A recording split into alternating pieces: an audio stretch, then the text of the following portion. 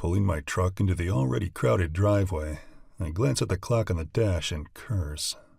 I'm late. I hate to be late, but I did an early morning run that ended up taking longer than expected because my oldest little sister called in the middle of it. She's getting married in a few months, and was catching me up on all the excitement.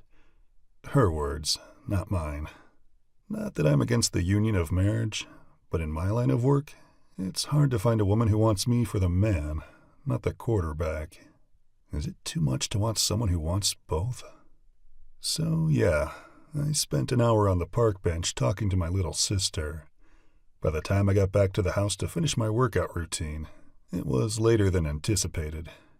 However, I can't skip a workout, not when training camp starts next month.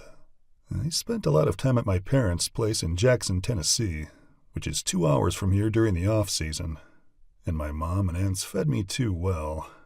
I need to get back into my routine and get ready for the season. Not that Landry is going to care. My best friend loves the game as much as I do. We live, eat, and breathe football. Our only exception is our family, which is why I stopped and talked to my little sister for an hour, even though I knew that call was going to make me late for this party. A party that just so happens to be celebrating my best friend's little sister's college graduation. Football and family. Grabbing my bag from the passenger seat, I climb out of the truck and make my way inside. I don't bother knocking, because I know they're all out back by the pool. Once inside, I close the door and see Landry Reynolds, the host of the party and the best damn wide receiver in the league, standing at the kitchen island with a plate of steaks in his hand. "You're late," he tells me. "Yeah, I went for a run, and Everly called.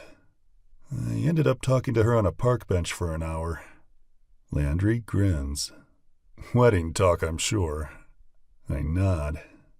"Yeah, she's excited. When she and Matt first got engaged, I offered to give her the wedding of her dreams. No budget, and she turned me down. I said the same to my parents, who also turned me down. Dad said she was his daughter and they would pay for the wedding. Not gonna lie, I was a little butthurt over it. I can afford to give them this, but they wouldn't let me.